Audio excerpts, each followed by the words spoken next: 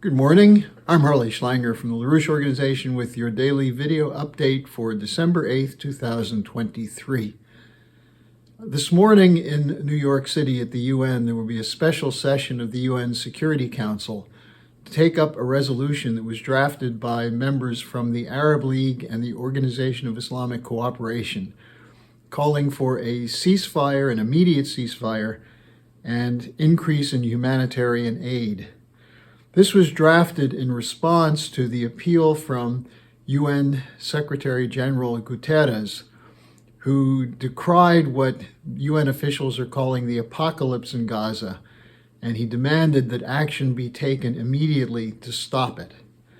Now, the United States does not support a ceasefire. And when I say the United States, I mean the Biden administration does not support a ceasefire.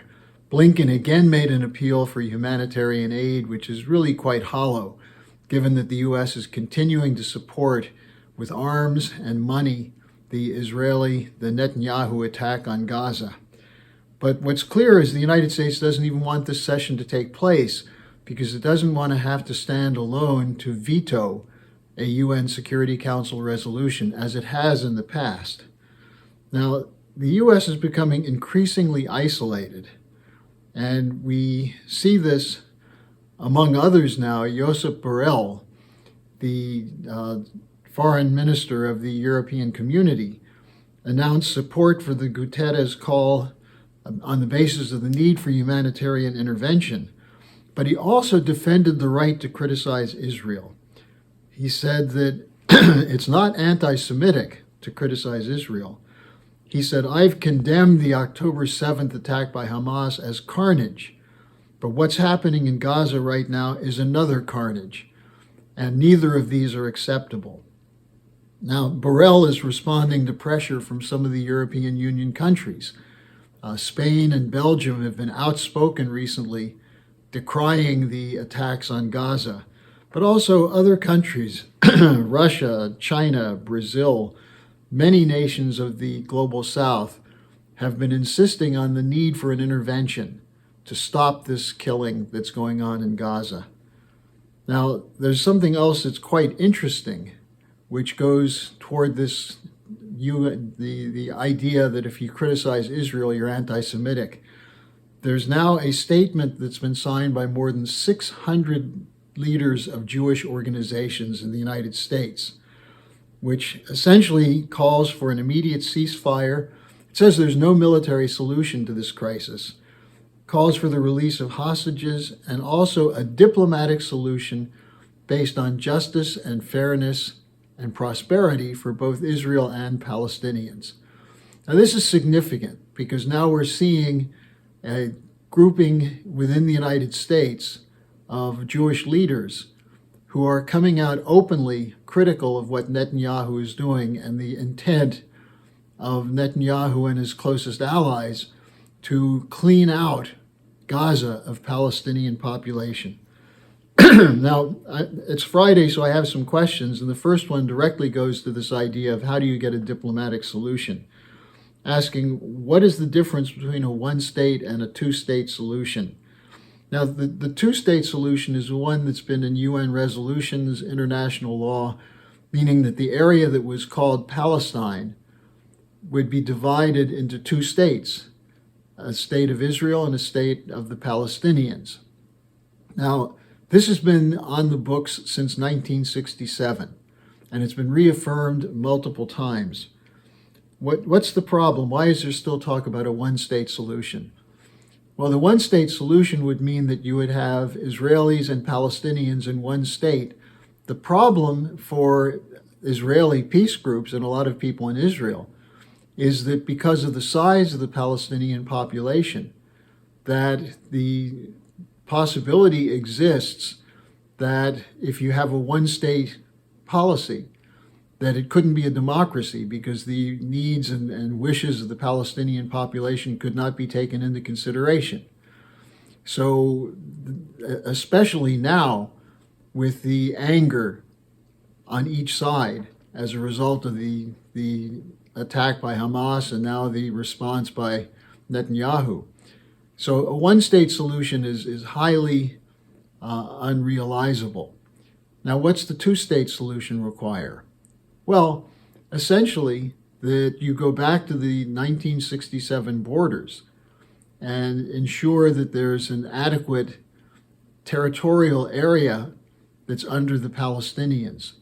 Now, the difficulty with that is that increasingly in the last 2 decades, the extremist settlers movement in Israel, with full support from Israeli governments, has moved into the area of the West Bank, which has in the past been part of the Palestinian state, as well as East Jerusalem, evicting Palestinians, making this part of Israel. And so the two-state solution would require rolling that back. But how do you get that kind of diplomatic resolution? There's only one way. You need to have an economic policy which is in the interest of both Palestinians and Israelis. And for that, you need the Oasis Plan, LaRouche's Oasis Plan. The idea of having an expansion of clean, available water, creating new man-made rivers, and having the power to desalinate the ocean water that comes in to provide the water. And that means nuclear power. Now, there's no technical limitation to that possibility. The problem is that the intent to keep the status quo on behalf of the leadership of Israel and the anger on the Palestinian side at being denied a right to a state has prevented anything since the 1992-93 accord reached at Oslo, which included an Oasis Plan type solution. So what's necessary is to recognize that this is not just an Israel-Palestine problem, but one which comes from the outside, and in which Israel is used by London and Washington as part of a disruptive mechanism in the region. And in particular today, disruptive of what? Of the expansion of the BRICS grouping, the Global South, the attempt to bring the Belt and Road Initiative into the region, and to have the so-called Middle East be a connection, a transport and other connection between Asia and Europe and Africa. So what's required is a complete change in thinking. Unless you have that change in thinking, you're going to have more war and more chaos. And the two-state solution at this point is the only one that's viable. Now, the second question, given the debate going on in Congress about funding for Ukraine and Israel, and the fact that it looks like there will not be new funds allocated to Ukraine under the supplemental budget request from Biden, the question is, whatever happened to the first $113 billion allocated for Ukraine? Well, what's clear now is that there's less than $1 billion left of that, and there's a request that that be used to replace weapons that have been sent to Ukraine. In other words, to replenish the American reserves of ammunition. Now, after that billion is gone, the $113 billion has gone. The problem is there was no inspector general set up to oversee the allocation of funds. Senator Rand Paul had called for this, but most of the Congress, wishing to appear to be committed to fighting against Putin and Russia, refused to even have minimal oversight on spending. Now, it's clear that a certain amount of that money has gone into the hands of corrupt Ukrainian officials. It's clear because even Zelensky admits it. He's fired a whole bunch of people. And who knows how much money Zelensky himself may have pocketed. But it also comes back to, where does the money ultimately go? Much of it goes into the corporate cartels, especially of the military-industrial complex, who are supposedly providing the weapons. There's also consultants. There's all kinds of institutions from inside the Beltway that get their hands on some of this money. So we don't have an accounting. There are reports of weapons that went to Ukraine ending up in the hands of so-called Islamic terrorists. So this is something that must happen. But more importantly, forget another allocation. We don't need more money for weapons for Ukraine. We need the United States and NATO to stop the war against Russia, using the Ukrainians as a sledgehammer and as a sacrificial lamb for the idea of weakening Russia. So just as we need a ceasefire in the Middle East, we need a ceasefire and an agreement, a diplomatic agreement in Ukraine, along the lines of what was agreed to in March 2022, in the first month after the Russian special military operation was launched, which was sabotaged by the US and NATO. Now, the next question is from Charles, who asked, isn't Biden's continuing commitment to Ukraine due to his, quote, big financial interests in Ukraine, unquote? Well, there's been much made of that, the whole question of Hunter Biden and Burisma. There are congressional investigations and court cases into this. But here's the point. I don't think Biden is committed to war just out of personal corruption. He is ideologically committed to the neocon outlook that the U.S. must maintain its position as the unipolar order, as the sole superpower. And if he gets a little kickback from that, that's all well and good for him. But his real intent from the beginning has been to carry on this policy of protecting the unipolar order. Now, the fact that he may be taking some money under the table for this, well, look at the Congress, look at the political class, look at the immorality overall related to the war industry. And you get a sense that it's not Biden alone. You know, Mitch McConnell is a multimillionaire. How many senators have been getting money under the table? And so it reflects on the whole system where there's corruption, and corruption coming from the corporate cartels, in this case, the military-industrial complex. But I think to say that Biden's commitment to the war is simply based on covering up for his corruption. His whole career, before he was accused of taking money, was based on supporting the war hawk policy. So this has very little to do, I think, ultimately with simply a matter of corruption, except the corruption that's embedded within the whole system. Now, finally, there's a question from Craig about Basil III, the regulatory requirements that were adopted after the 2008-2009 financial crisis that have been drafted and mulled over, and they're still not in effect. They're supposed to go into effect in, this year they came into effect, but there's not compliance to begin until July 2025. Now, this is an example of an inadequate approach to banking re-regulation. Basil III is an attempt at some form of increase of regulation. I would describe it as a minimal effort based on things like increasing oversight, increasing the amount of leverage that the banks have to have when they issue credit. It's an attempt to improve the risk management of the banks. So the minimal leverage ratios have been reached by increasing the capital requirements. But here's the problem. This does nothing to change the commitment or the necessity for these banks to engage in speculation. The problem is not capital requirements. The problem is that it's legal for banks to speculate with their depositors' money. And this was not addressed with the Dodd-Frank regulations in the United States. In fact, Dodd-Frank did nothing to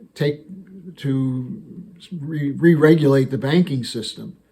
In fact, it gave more power to the banks through the principle of bail-in, to take money, to assume that your deposits are essentially owned by the banks and not by you.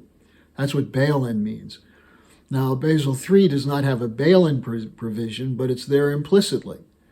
The idea that the European Central Bank will protect the banks of the Eurozone is implicit.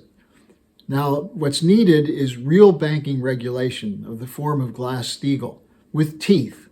Glass-Steagall completely separated investment banking from commercial banking.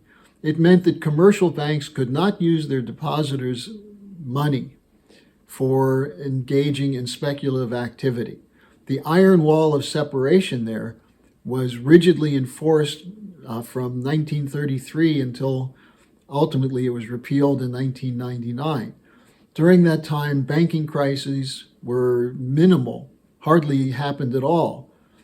But after Glass-Steagall was repealed, we saw the flow of funds from commercial banks into the speculative system. And today, through the post-2008 period, which has included quantitative easing, in other words, more and more money for speculation, and then the attempt to try to stop that with higher interest rates called quantitative tightening, the whole financial system is screwed up. So what's necessary is to, instead of Basil III, go back to Glass-Steagall banking separation as a starting point. If someone wants to speculate, they can go to an investment bank with no protection, no bailout, no government backup. If you want to do that, that's your choice. And if you lose, you take the loss.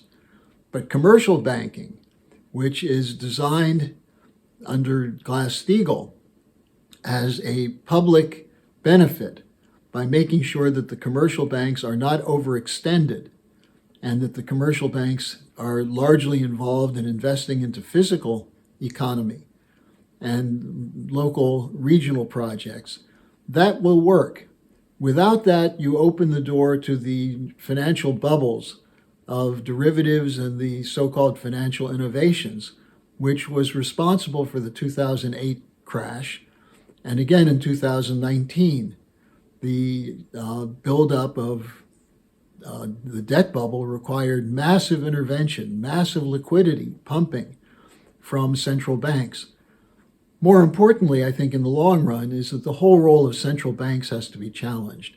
The idea that central banks as an instrument of the private banks, that is, they're not government institutions, they're basically there to serve the interests of the private banks.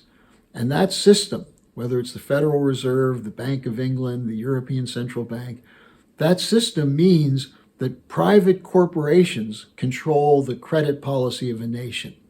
That is unacceptable.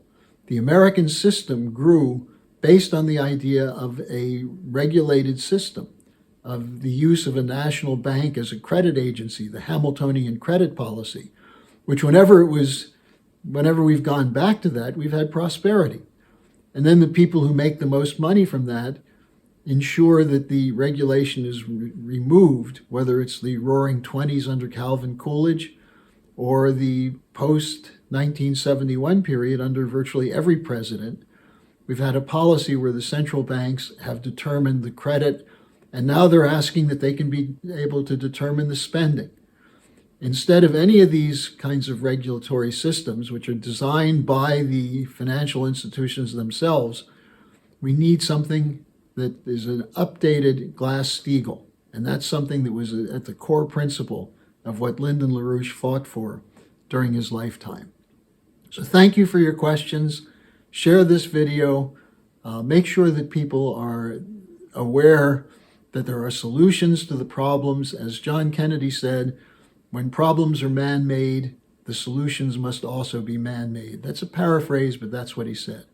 So thanks for joining me. See you again next week.